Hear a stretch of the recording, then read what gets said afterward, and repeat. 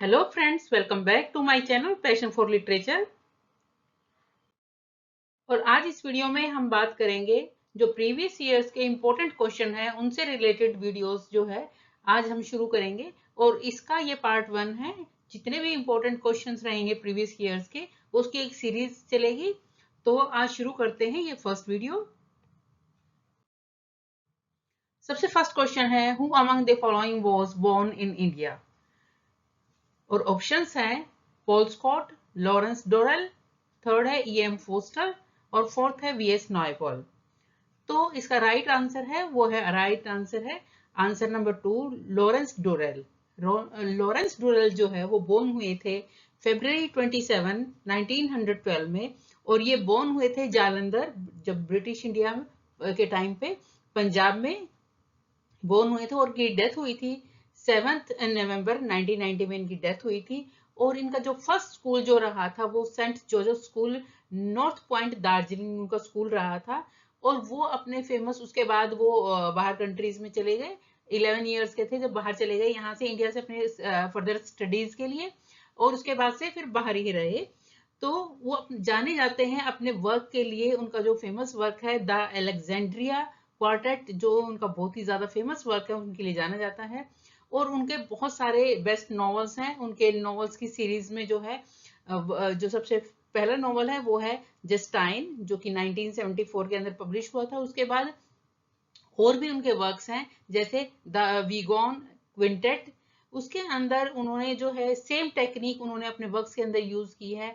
और इन नॉवेल्स के अंदर जो नॉवल है वो है मॉन्सॉय और द प्रिंस ऑफ डार्कनेस। उनका दूसरा नॉवल है कॉन्स्टेंस और द सॉलिटरी प्रैक्टिसेस, जो कि नॉमिनेट हुआ था 1982 बुकर प्राइज के लिए भी।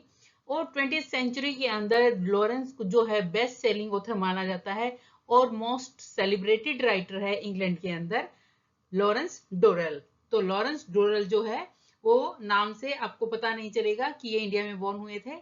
अगर ऑप्शंस देखते हैं तो एकदम से ये लगता है कि V.S. नॉयपॉल इंडिया में बोर्न हुए थे, लेकिन V.S. नॉयपॉल जो है वो त्रिनिदाद में बोर्न हुए थे, जबकि लॉरेंस डोरेल जो है वो इंडिया में बोर्न हुए थे। नेक्स्ट क्वेश्चन है, who among the following is an Australian aboriginal poet. इनमें से कौन से जो राइटर है वो एक ऑस्ट्रेलियन एबोरिजिनल पोइट है। फर्स्ट ऑप्शन है जूडिथ राइट, सेकंड है कैथ वॉकर, थर्ड है रॉबर्ट फ्रॉस्ट और फोर्थ है माया एंजेलो। और इसका राइट आंसर है आंसर नंबर 2, कैथ वॉकर।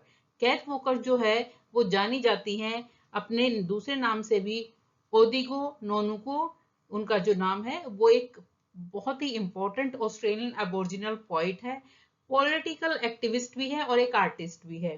वो अपने जो स्पेशली जानी जाती है और उनके वर्क के लिए, जिसके अंदर वो जो आदिवासी लोग हैं, ऑस्ट्रेलिया के आदिवासी लोग हैं, उनके राइट्स के लिए वो जानी जाती है। उनके अधिकारों के लिए उन्होंने बहुत ज्यादा लड़ाई की और उनका जो है समर्थन किया उनके अधिकारों का। तो उनके लिए वो जानी जाती हैं। उनकी जो बोर्न हुई थी ओदिगो ओनोनुको, ये बोर्न हुई थी November 3, 1920 के अंदर।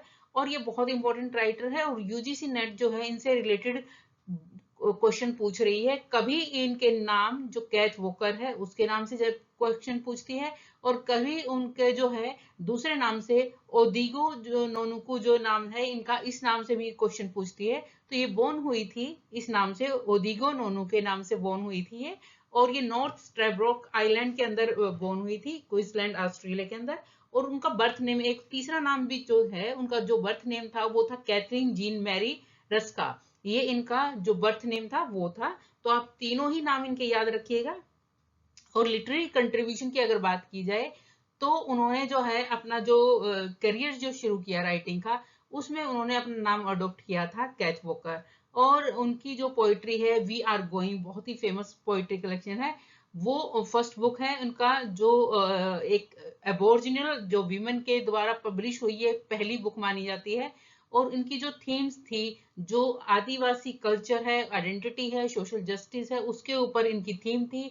और ये बहुत ही ज्यादा जो है एक डेडिकेटेड पॉलिटिकल एक्टिविस्ट भी रही है, बहुत इंपॉर्टेंट रोल रहा है इनका।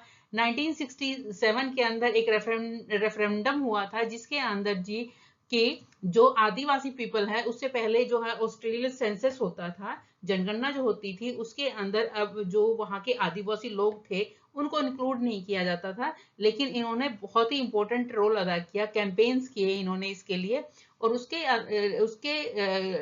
कारण 1967 के अंदर जो जनगणना हुई उसके अंदर जो आदिवासी लोग थे उनको भी इंक्लूड किया गया ऑस्ट्रेलियन सेंसस के अंदर। और फिर जो गवर्नमेंट थी उनको रूल बनाने जो कानून थे वो बनाने पड़े इन लोगों आदिवासी लोगों के लिए भी। तो ये बहुत इंपॉर्टेंट रोल था जो कैट फोकर है उनका। ऑस्ट्रेलियन अबोरिजिनल पोइट जो है ये मानी जाती है।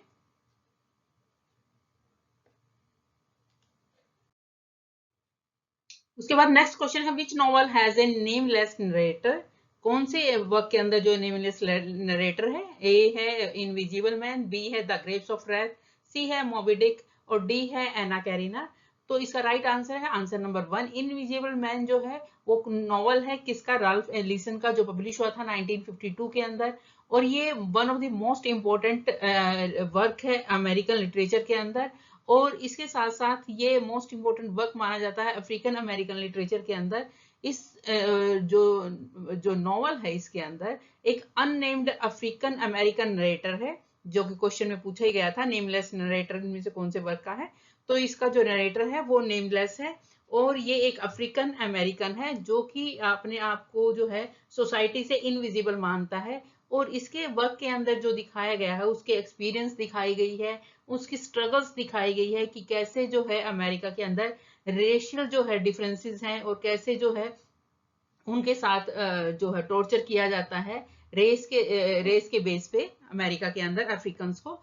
और उसके बाद जो है इसके अंदर उनकी जो नेटर की जर्नी दिखाई गई है कि वो कैसे अपनी जो पर्सनल आइडेंटिटी है कैसे उसको वो मिलते हैं, और कैसे वो सोसाइटी के अंदर जो रेशियल प्रेजुडिस है और ऑपरेशंस है उनको कैसे फेस करता है, वो सारा का सारा इस वर्क के अंदर दिखाया गया है। जो थीम है बेसिकली आइडेंटिटी और इनविजिबिलिटी की जो थीम है इसके अंदर। दूसरी थीम है रेस और रेसिज्म की थीम है। उसके बाद पावर ऑफ पॉलिटिक्स थीम है इसके अंदर, और सर्च फॉर मीनिंग। इसके अंदर दिखाया गया है कि नरेटर जो है वो मेन कंसेप्ट इसका जो नॉवल का कंसेप्ट है वो कंसेप्ट है इनविजिबिलिटी का। ये सिंबलाइज करता है कि नरेटर की स्ट्रगल दिखाई गई है इसके अंदर, और वो अपने आप को कैसे अपने आप को सोसाइटी के अंदर देखता है, और कैसे अफ्रीकन अमेरिकन को ओप्रेस किया जाता है सोसाइटी के अंदर, वो सारा का सारा इस वर्क के अंदर दिखाया गया है। मैं थीम और जो डिटेल्स इसलिए बता रही हूँ कि जो यूजीसी क्वेश्चंस पूछ रही है कई बार वर्क से रिलेटेड 4 या 5 ऑप्शंस देती है, तो उसके अंदर वो थीम भी पूछती है, राइटर का नाम भी पूछ लेती है, तो आपको बताना होता है कि कौन सा एक पॉइंट उनमें से नहीं है। तो आपकी को वर्क से रिलेटेड सारे ही इंपॉर्टेंट पॉइंट्स पता होने चाहिए। उसके बाद सेकंड इसकी थीम जो है इस नॉवल के अंदर दिखाया गया है, जो रेसिज्म है वो दिखाया गया है, यानी जो ब्लैक और व्हाइट का जो भेदभाव वहां पे होता है वो सारा दिखाया गया है, और कैसे जो है अफ्रीकन अमेरिकन के साथ जो है भेदभाव किया जाता है वो सारा इसके वर्क के अंदर दिखाया गया है। उसके साथ साथ ये भी दिखाया गया है कि लोग जो है पावर और पॉलिटिक्स का कैसे यूज करते हैं, वो सारा इसके अंदर दिखाया गया है। इसके साथ साथ नरेटर की अपनी जो जर्नी है कि वो अब उसके अंदर एक सर्च है मीनिंग के लिए और सेल्फ अंडरस्टैंडिंग के लिए कि कैसे वो अपने आप को समझता है, वो सारा का सारा इस वर्क के अंदर दिखाया गया है। इनविजिबल मैन को जो है नेशनल बुक ऑफ अवार्ड मिला था 1953 के अंदर, और इसको जो है जो इसकी थीम थी और जो इसका एक्सप्लोरेशन था, डीप एक्सप्लोरेशन था कि इसके अंदर खोज दिखाई गई है रेस की, आइडेंटिटी की, इंडिविजुअलिटी की, वो सारा इंपॉर्टेंट जो है पॉइंट्स थे इसके अंदर, और ये पावरफुल और रेलेवेंट वर्क माना जाता है लिटरेचर के अंदर, और बहुत ही ज्यादा इसको अप्रिशिएट किया गया है इस वर्क को। तो ये बहुत ही इंपॉर्टेंट वर्क है। उसके बाद नेक्स्ट क्वेश्चन है the plough and the stars was written by, first option है GB Shaw, B C J M Synge, C Sean O'Casey, D lady Gregory. तो इसका राइट आंसर है answer number C, the plough and the star is a play by Irish playwright Sean O'Casey. Sean O'Casey का जो है ये work है, play है प्लो and the stars, और ये सबसे पहले परफॉर्म किया गया था एबी थिएटर जो कि डबलिन में है 1926 के अंदर ये परफॉर्म किया गया था। और ये प्ले जो है ये पार्ट है सिन ओकेजी का जो एक इन्होंने ट्रायोलॉजी जो लिखी थी, डबलिन ट्रायोलॉजी इनके वर्क का नाम है। ट्रायोलॉजी मतलब 3 वर्क जिस के अंदर आएंगे, यानी वो सीक्वल में आएंगे और उसके लिए जो ट्रायोलॉजी मतलब थ्री जो वर्क्स होंगे उसके अंदर। तो उन्होंने अपनी ट्रायोलॉजी का जो नाम रखा था वो रखा था डबलिन ट्रायोलॉजी। और ट्रायोलॉजी से रिलेटेड मैंने एक सिंगल वीडियो, सेपरेट वीडियो मैंने बना रखा है। अगर आप ट्रायोलॉजी जितने भी इंपॉर्टेंट राइटर्स हैं उनकी ट्रायोलॉजी आप देखना चाहते हैं तो वो आप जाके मेरे चैनल पे जाके देख सकते हैं, पैशन फॉर लिटरेचर पे। और इस वर्क के अंदर कई बार ट्रायोलॉजी के ही वर्क्स पूछ लिए जाते हैं यूजीसी नेट में। तो ट्रायोलॉजी में जो इनका डबलिन ट्रायोलॉजी था उसके अंदर वर्क्स था the flow and the star, उसके बाद था the shadow of a gunman, और उसके बाद नेक्स्ट जो था एक और वर्क था Juno and the peacock. Peacock नहीं है, पेकॉक। तो ये जो है 3 वर्क थे जो इनकी डबलिन ट्रायोलॉजी का नाम था डबलिन ट्रायोलॉजी, और जो वर्क्स थे वो थे the plough and the star, the shadow of a gunman and Juno and the peacock. और इस वर्क की जो सेटिंग थी वो ईस्टर राइजिंग की सेटिंग है 1916 की। और ये बहुत ही इंपॉर्टेंट इवेंट था आयरिश हिस्ट्री में, क्योंकि ये जो टाइम था इस टाइम पे ब्रिटिश रूल का जो है एंड हो गया था और आयरलैंड जो है एक इंडिपेंडेंट रिपब्लिक बन गया था। तो उसकी जो सारी सेटिंग है इस प्ले के अंदर। और स्टोरी जो है वो फोकस करती है कि डबलिन के अंदर जो रहने वाले हैं वो लोगों के उनकी लाइफ के बारे में, और कैसे जो पॉलिटिकल जो यहाँ पे अपहीवल हो रहा था आसपास, जो पॉलिटिकली जो डिस्टरबेंस हो रही थी उसका डबलिन के लोगों की लाइफ पे क्या असर हो रहा था, वो सारा का सारा इस वर्क के अंदर दिखाया गया है। जो मेन कैरेक्टर्स हैं इस वर्क के अंदर है वो है नोरा क्लिथोरे। वो बहुत ज्यादा चिंतित है अपने हस्बैंड के लिए, जैक के लिए, जो कि मेंबर है आयरिश सिटीजन आर्मी का। उसके साथ बेसी बर्गेज है, वो एक विरोध करने वाली विरोधी वीमेन है जो शुरू से ही विरोध करती है। हालांकि शुरू में उसको जो है बहुत ज्यादा एंटागोनिस्टिक दिखाया गया है एक टाइप से, लेकिन वो जो है बाद में बहुत ज्यादा करेज दिखाती है। तो उस तरह से इसका कैरेक्टर दिखाया गया है। उसके बाद है फ्लूदरगुड, वो एक कारपेंटर है और एक लॉयलिस्ट है, बहुत ही ज्यादा वफादार है। तो इस तरह से कैरेक्टर्स इस वर्क के अंदर दिखाए गए हैं। नेक्स्ट क्वेश्चन है Bradley Pearson is the narrator of Iris Murdoch novel. Iris मोड्रॉक का जो नॉवल है ब्रैडले पियर्सन जो है कौन से वर्क के अंदर है? फर्स्ट है अंडर द नेट, सेकंड है ब्रूनोज ड्रीम, नेक्स्ट है द बेल, और उसके बाद डी है द ब्लैक प्रिंस। यानी कैरेक्टर का नाम पूछा गया है वर्क के अंदर से, तो इसका जो राइट आंसर था answer number D, the black Prince जो है वो नॉवल है आयरिश मुड्रॉक का, और ये पब्लिश हुआ था 1973 के अंदर। और ये एक साइकोलॉजिकल और फिलोसॉफिकल नॉवल है जिसके अंदर दिखाया गया है कि कॉम्प्लेक्सिटीज दिखाई गई है लव की, आर्ट की और ह्यूमन रिलेशनशिप की।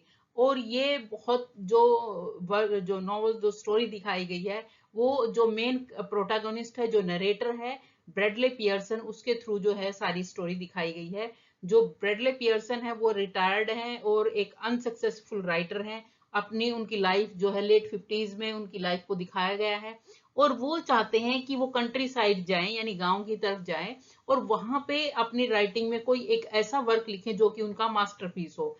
लेकिन उनके सारे के सारे प्लान्स जो हैं वो डिस्टर्ब हो जाते हैं जब वो अपनी पर्सनल और जो फैमिली की जो क्राइसिस होती हैं, प्रॉब्लम्स होती है, उसमें ही अटक के रह जाते हैं, यानी लिख नहीं पाते। ये नॉवल शुरू होता है जब ब्रैडले जो है एक्सप्लेन करते हैं कि उनकी इंटेंशन है कि वो लंदन को छोड़ के और कहीं पे कंट्री साइड में चले जाएं, कहीं आसपास के लंदन के गांव में चले जाएं और वहां पे बैठ के अपना जो है मास्टरपीस लिखे। लेकिन ये सब नहीं हो पाता क्योंकि जो उनकी फैमिली की जो क्राइसिस होती है, जो फैमिली प्रॉब्लम्स होती है, उसमें ही वो उलझ के रह जाते हैं। तो ये बेसिकली इस नॉवल है। नेक्स्ट है विच British university figure in William Wordsworth prelude. Prelude के अंदर विलियम वर्ड्सवर्थ के वर्क के अंदर जो ब्रिटिश यूनिवर्सिटी आई है आपको बतानी कौन सी है? डुरहैम, सेकंड है ग्लासगो, ग्लासगो, थर्ड है कैम्ब्रिज, 4 है ऑक्सफोर्ड। और इसका राइट आंसर है जो आंसर नंबर 3 कैम्ब्रिज। जो प्रीलूड है वो एक लॉन्ग ऑटोबायोग्राफिकल पोएम है विलियम वर्ड्सवर्थ की। इसके अंदर उनकी खुद की लाइफ के एक्सपीरियंसेस हैं और कैसे उनका जो पोएटिक माइंड है वो कैसे डेवलप हुआ, वो सारे एक्सपीरियंस इस वर्क के अंदर उन्होंने बताए हैं। वर्ड्सवर्थ ने अटेंड किया था सेंट जॉन्स कॉलेज कैम्ब्रिज। तो जो नाम है जो पोइम के अंदर दिया गया है वो कैम्ब्रिज है। उसके अंदर ये कहता है कि कैम्ब्रिज ने जो है एक स्पेसिफिक यूनिवर्सिटी है जिन्होंने उनकी लाइफ पे, उनकी एकेडमिक लाइफ पे और उनकी अर्ली एकेडमिक लाइफ पे जो है बहुत ज्यादा असर डाला है उनकी राइटिंग के ऊपर। और ये इसीलिए जो है प्रील्यूड के अंदर उन्होंने मेन इंपॉर्टेंट जो पार्ट रहा है वो कैम्ब्रिज यूनिवर्सिटी का उन्होंने अपना राइट किया है। नेक्स्ट क्वेश्चन है Victorian compromise is an expression first use by. Victorian compromise जो है वो सबसे पहले यूज जो है किसने किया था? तो आपके ऑप्शंस थे डेविड सेसिल, सेकंड है जीके चेस्टरटन, उसके बाद लेटन स्क्रैचे और डी है विंसेंट पाकले। तो इसका राइट आंसर था जो answer number A David Cecil. जो मेन जो एक्सप्रेशन था विक्टोरियन कंप्रोमाइज का वो सबसे पहले यूज किया था डेविड सेसिल ने। और डेविड सेसिल जो है एक ब्रिटिश बायोग्राफर है, हिस्टोरियन है, लिटरेरी क्रिटिक है और उन्होंने जो है विक्टोरियन कंप्रोमाइज टर्म को इन्वेंट किया था। और ये दिखाने के लिए कि जो उस टाइम की विक्टोरियन सोसाइटी थी उसका जो नेचर था वो सारा का सारा कॉन्ट्राडिक्टरी था। तो उनके जो इम्पोर्टेंट इन्होंने जो है विक्टोरियन टाइम के जो मेन इंपॉर्टेंट राइटर हैं उनकी बायोग्राफीज लिखी है, उनके इंपॉर्टेंट वर्क्स हैं। अर्ली विक्टोरियन नॉवेलिस्ट जो कि पब्लिश हुआ 1934 में, the stricken deer biography of William Cowper 1929, Hardy the novelist 1943, Jane Austen 1978, a portrait of Jane Austen 1978। तो ये इनके इंपॉर्टेंट वर्क हैं और इन्होंने ही जो है विक्टोरियन कंप्रोमाइज जो है वो टर्म यूज की थी। उसके बाद नेक्स्ट क्वेश्चन है who is following is not a periodical essayist. इनमें से कौन पीरियोडिकल एसेइस्ट नहीं है? फर्स्ट है जोनाथन स्विफ्ट, बी है जोसेफ एडिशन, सी है रिचर्ड स्टील, डी है लैंसलॉट एंड्रयूज। तो इसका राइट आंसर था answer number D, Lancelot Andrews जो है वो पीरियोडिकल एसेइस्ट नहीं है, जबकि बाकी जोनाथन स्विफ्ट, जोसेफ एडिशन और रिचर्ड स्टील जो है वो वेल नोन इनका कंट्रीब्यूशन रहा है पीरियोडिकल एसे के लिए। और स्पेशली जो इनके पब्लिकेशंस थे द टैटलर और द स्पेक्टेटर के अंदर इन ये मेन इंपॉर्टेंट जो है एसेइस्ट रहे हैं। लैंसलॉट एंड्रयूज जो है वो एक थियोलॉजियन था और एक बिशप्स रहे हैं, यानी वो एक उपदेशक टाइप में रहे हैं, यानी बिशप्स रहे हैं। और इनके जो 16 और 17 सेंचुरी के टाइम पे रहे हैं और उनके जो सरमन्स है, उपदेश जो है वो बेसिकली जो है थियोलॉजिकल वर्क्स हैं उनके, बजाय की पीरियोडिकल ऐसे के। और उनका इंपॉर्टेंट कंट्रीब्यूशन जो रहा है वो थियोलॉजिकल उसके अंदर उपदेशों के अंदर रहा है, रिलीजियस उपदेश जो उन्होंने दिए हैं उनके अंदर रहा है। इन्होंने पीरियोडिकल ऐसे नहीं लिखे हैं। नेक्स्ट क्वेश्चन है which of the following plays is not written by Congreve. इनमें से कौन सा प्ले जो है विलियम कॉन्ग्रीव का नहीं है?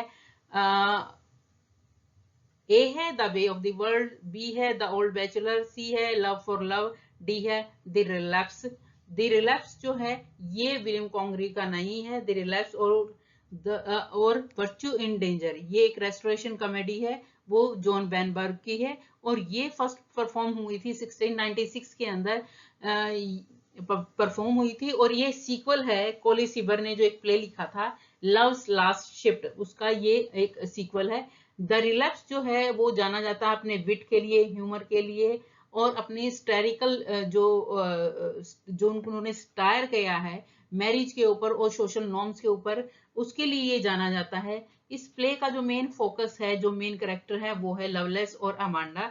जो जो कोली सीबर ने जो प्ले लिखा था लव्स लास्ट शिफ्ट, उसके अंदर क्या हुआ था, लवलेस और अमांडा जो है फाइनली एक हो गए थे, यानी उनके बीच में जो भी दरारें थी वो खत्म हो गई थी और फाइनली जो है वो यूनाइटेड हो गए थे।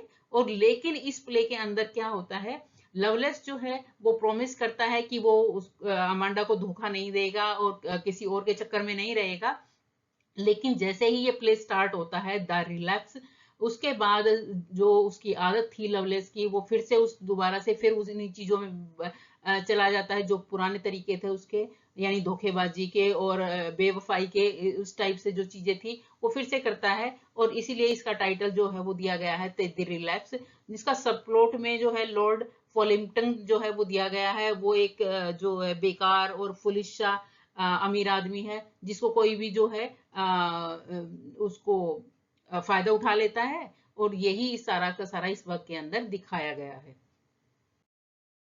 नेक्स्ट क्वेश्चन है, नॉर्थ एंजर एबी जो है वो पैरोडी है कौन से टाइप के रोमांस की? आपके ऑप्शंस है ओरिएंटल, सेकंड है फ्रेंच, थर्ड है गोथिक और फोर है पॉपुलर। यानी कौन से टाइम की पैरोडी है? पैरोडी मतलब जिसमें जिस टाइप के जो वर्क है उसका एक टाइप से मजाक उड़ाया गया है।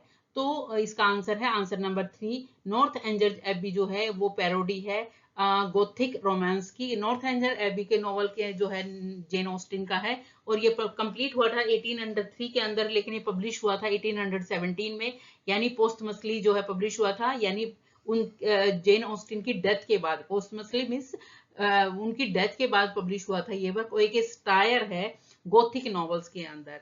और क्योंकि गोथिक नॉवेल्स जो है बहुत ज्यादा पॉपुलर थे 18th और 19 अर्ली 19th सेंचुरी के अंदर, तो उसकी पैरोडी है ये वर्क। और स्टोरी के अंदर जो मेन गर्ल है वो है कैथरीन मोरलैंड, एक बहुत ही ज्यादा एक टाइप से सीधी सादी लड़की है, यंग गर्ल है, और उसको गोथिक नॉवेल्स पढ़ने का बहुत ज्यादा शौक है, और वो जो है इमेजिन करती रहती है कि कैसे वो वहां पे नॉर्थ एंजर एबी जाएगी, और वो जो भी थ्रिलिंग और मिस्टीरियस जो इवेंट होंगे वहां पे जाके उनका सामना करेगी। ऑस्टिन ने जो है बहुत ही ह्यूमरसली एक्सपोज किया है गोथिक फिक्शंस का, और उनकी जो एब्सर्डिटीज जो थी वो सारा का सारा दिखाया गया है अपने इस वर्क के अंदर। और ये जो है दिखाती है कि उस टाइम की जो रियलिटी थी उन वर्क्स की, गोथिक नॉवेल्स की, वो सारी रियलिटी जेन ऑस्टिन ने अपने वर्क के अंदर दिखाई है।